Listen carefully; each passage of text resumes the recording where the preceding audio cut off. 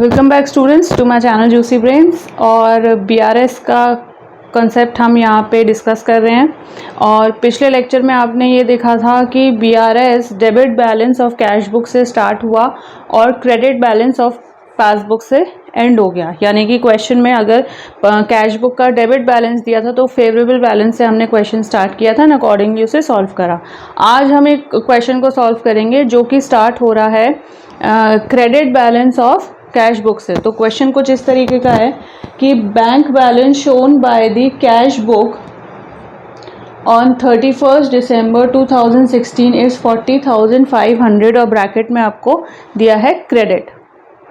आप ये क्वेश्चन को रेफ़र कर सकते हैं जो कि मैंने आपके लिए लिखा हुआ है ओके ऑन योर स्क्रीन्स। तो इस क्वेश्चन में कैश बुक का क्रेडिट बैलेंस दिया है 40,500। तो अगर क्रेडिट बैलेंस कैश बुक का दिया है तो आपको एकदम से क्लिक होना चाहिए माइंड में कि ये अनफेवरेबल बैलेंस है। ठीक है, डेबिट बैलेंस फेवरेबल होता है, ये क्रेडिट बैलेंस है, दैट मीन्स अनफेवरेबल है। तो क्वेश्चन स्टार्ट होता है अनफेवरेबल बैलेंस है। तो हम इसको लिख लेते हैं फटाफट। यहाँ पे डेट डालेंगे बीआरएस एज ऑन, जो भी डेट आपको क्वेश्चन में दी होगी 31 दिसंबर 2016। ये क्वेश्चन स्टार्ट होता है क्रेडिट बैलेंस से। Credit balance as per passbook in bracket you can write unfavourable balance, sorry as per cash book. Question में कैश बुक दिया हुआ है, ठीक है। Credit balance as per cash book that is unfavourable.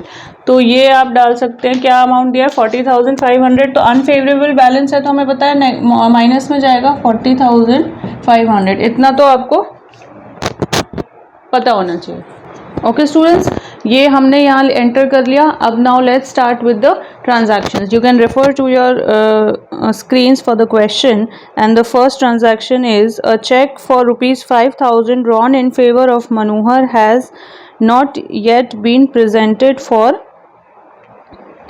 Payment. Okay, अब अगर question में लिखा है चेक इज ड्रॉन और a cheque is issued, that means हमें किसी को पेमेंट करनी है। इस केस में हमें मनोहर को पेमेंट करनी है, तो हमने उसके लिए एक चेक ड्रॉ करा। ठीक है, चेक ड्रॉ करा यानी कि हमारा जो अकाउंट है उसमें से पैसा कुछ कम हो गया होगा, दैट इज रुपीज़ 5,000।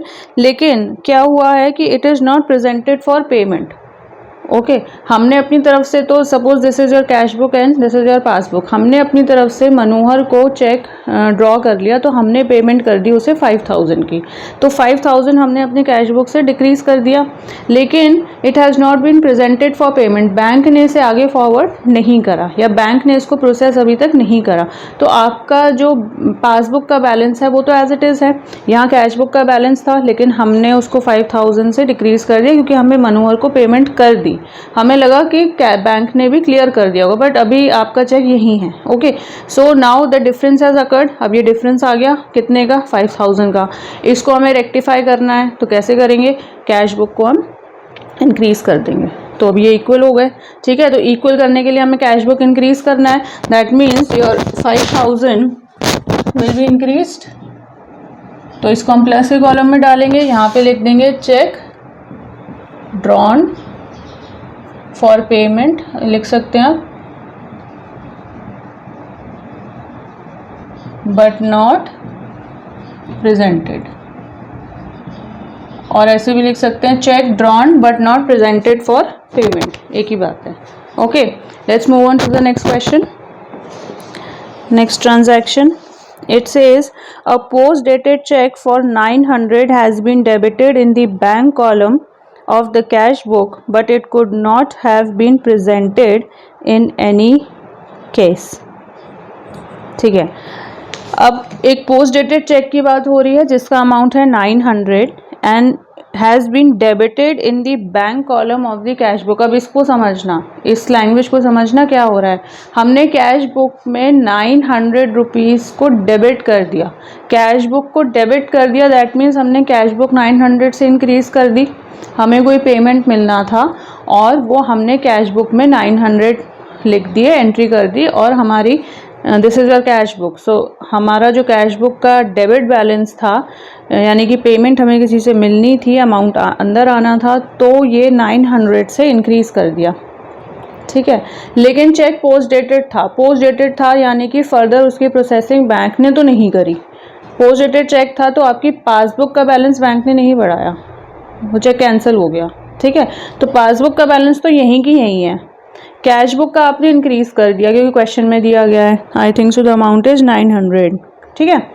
अब क्या करना है, डिफरेंस आ गया 900 का। अब दोनों को जब इक्वल करना है तो हमें क्या करना होगा, कैश बुक को लेस करना होगा, तो ये इक्वल हो गए, ठीक है। तो 900 का बैलेंस हमें लेस में दिखाना है in order to make both the books equal, ठीक है। तो यहाँ लिख देते हैं post dated cheque not cleared by bank, understood, ठीक है। Let's move on to the next transaction. It says checks totaling 10,200 deposited with the bank have not yet been collected and another check of 4,000 deposited in the account has been dishonored. अब यहाँ इस transaction में दो entries हैं, मतलब कि दो transactions हैं, ठीक है। तो पहले हम एक ट्रांजैक्शन को देख लेते हैं। इट सेज 10,200 के चेक्स थे जो हमने बैंक में डिपॉजिट करे, but it has not yet been collected यानी कि बैंक ने उन चेक्स को पासबुक में अभी तक शो नहीं करा, ठीक है। तो अगर हमने 10,200 के चेक्स को बैंक में डिपॉजिट किया, दैट मीन्स हमारी कैश बुक को हमने इंक्रीज कर दिया 10,200 से, लेकिन बैंक ने अभी तक उसकी कोई प्रोसेसिंग नहीं करी, वो एज इट इज़ है। तो आपका पासबुक का जो बैलेंस है वो तो इंक्रीज नहीं हुआ 10,200 से, तो अब यहाँ पे डिफरेंस आ गया। इसको इक्वल करने के लिए हमें 10,200 माइनस करने पड़ेंगे, तब ये इक्वल होंगे, क्लियर। तो 10,200 जब हम माइनस करेंगे तो ये इक्वल हो जाएंगे, और इसको क्या लिखेंगे, checks checks deposited not yet collected, checks deposited not yet collected by the bank। और एक और क्या दे रखा है, another check of 4,000 deposited in the account has been dishonored, यानी कि 4,000 भी हमने कैश बुक में दिखा दिए, ठीक है, लेकिन बैंक ने वो चेक को डिसऑनर कर दिया। अब आगे जब आप बिल्स रिसीवेबल वाला चैप्टर पढ़ेंगे, बिल्स पेबल वाला चैप्टर पढ़ेंगे, उसमें आपको समझ में आएगा कि ये डिसऑनर का क्या मतलब है। फिलहाल हम ये समझ लेते हैं इजी टर्म्स में, डिसऑनर मीन्स चेक को कैंसिल करना। अगर हमने कोई चेक बैंक में डिपॉजिट किया है, ठीक है, और बैंक ने उसे डिसऑनर कर दिया, मतलब बैंक ने उसे हमें वापस लौटा दिया, ओके, उसकी प्रोसेसिंग बैंक ने आगे नहीं करी, मीन्स चेक कैंसिल हो गया। तो हमने जो 4,000 का चेक अपनी कैश बुक में इंक्रीज कर रखा था, 4,000 से हमारी कैश बुक इंक्रीज हो गई थी, लेकिन पासबुक में नहीं हुई, क्यों, क्योंकि चेक डिसऑनर हो गया, चेक कैंसिल हो गया, तो पासबुक इंक्रीज नहीं हुई, डिफरेंस आ गया 4,000 का आ गया। तो इसको जब हमें इक्वल करना है दोनों बुक्स को, तो हमें 4,000 माइनस करने होंगे, ओके। तो again 4,000 we will show in the minus column, clear. इसको हम लिख लेते हैं चेक डिपॉजिटेड बट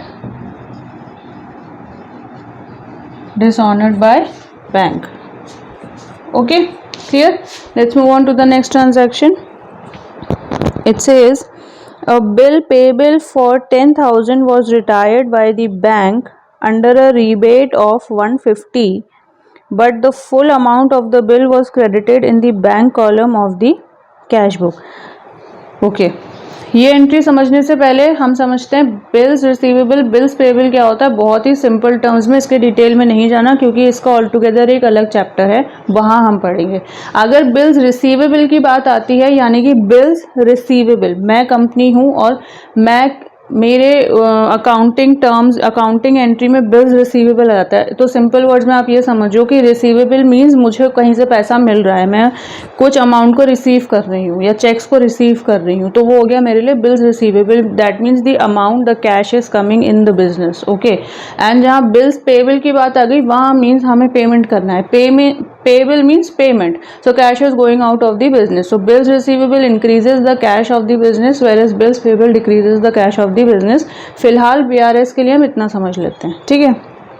तो हमें समझ में आ गया यहाँ की बिल्स पेबल बिल्स रिसीवेबल का क्या कॉन्सेप्ट है। तो बिल हमने पे करा 10,000 का, उस पर हमें रिबेट मिल गई। रिबेट मीन्स कंसेशन, यहाँ पे रिबेट की जब बात आ रही है दैट मीन्स कंसेशन। तो हमें कंसेशन मिल गया 150 का, यानी कि 150 लेस कर दिए बैंक ने, but the full amount of the bill was credited in the bank column of the cash book. अब क्रेडिट की बात आ रही है और कैश बुक की बात आ रही है, यानी कि आप इसको क्रॉस टैली भी कर सकते हैं कि कैश बुक से अगर कोई अमाउंट क्रेडिट हो रहा है दैट मीन्स कि हम पेमेंट कर रहे हैं, अमाउंट बाहर जा रहा है, तो बिल्स पेबल भी आ गए यहाँ पे। क्लियर हो गया। तो उसमें ये लिखा है कि 10,000 के बिल्स को फुल एंट्री हमने कर दी कैश बुक में, हमें 10,000 का अमाउंट पे करना था तो वो हमने कैश बुक में दिखा दिया, तो हमारी कैश बुक क्रेडिट हो गई 10,000 से, दैट मीन्स डिक्रीज हो गई 10,000 से। ओके, लेकिन हमें 150 की कंसेशन मिल गया, तो बैंक ने कितना कम करा, हमने 10,000 से कम कर दिया, बैंक ने करा 10,000 माइनस 150, तो कितना हो गया, अगर आप इसे कैलकुलेट करेंगे इट विल कम टू 9,850।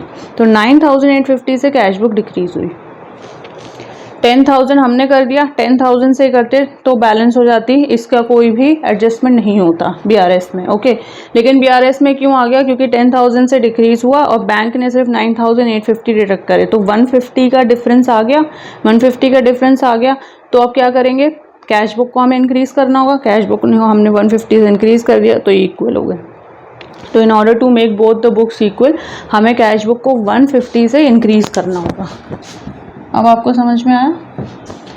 तो यहाँ पे हम लिख देंगे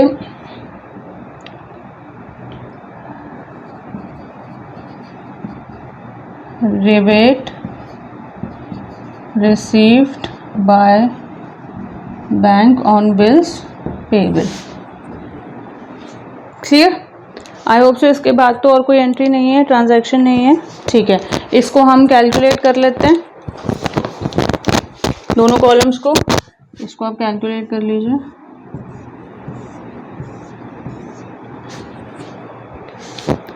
सो this will come to 5,150 and this column will come to 40,500 plus 900 plus 10,200 plus 4,000, this is 55,600। अब इसे हमें माइनस करना है, डिफरेंस निकाल लेते हैं, 5,150। Okay, so the answer is 50,450। ठीक है, तो अब हमें क्या करना है, हमारा आंसर आया 50,450। तो यहाँ पे लिख लेते हैं हम पहले, ये कैश बुक से स्टार्ट हो रहा है तो पासबुक से एंड होगा, और क्रेडिट है तो डेबिट होगा। This is unfavourable balance. ठीक है, कितना आ गया, 50,450। यहाँ पे लिख देंगे 50,450। अब 50,450 इसलिए हमने माइनस में लिखा है क्योंकि अनफेवरेबल बैलेंस है, अनफेवरेबल है तो ऑब्वियसली माइनस में खत्म होगा। क्लियर? तो ये 50,450 is your answer. I hope so students, आपको ये ट्रांजैक्शंस समझ आए होंगे और ये क्वेश्चन भी समझ आ गया होगा। एक क्वेश्चन को हमने सॉल्व किया था जो debit balance as per cash book से स्टार्ट हो रहा था, आज के क्वेश्चन को हमने सॉल्व किया है जो credit balance as per cash book से स्टार्ट हो रहा है, सो दैट यू नो कि किस तरीके से BRS के क्वेश्चन को हमें सॉल्व करना है। इन दी अपकमिंग लेक्चर्स हम और आगे न्यूमेरिकल्स इसके सॉल्व करेंगे, और अगर आपको कोई डाउट है तो please do mention it so that मैं टाइमली आपकी क्वेरी को सॉल्व कर सकूँ। See you in the next lecture. So students, अगर आपको मेरा ये लेक्चर पसंद आया हो तो प्लीज़ इसे लाइक करें, इसे शेयर करें and do subscribe to my channel. See you in the next lecture.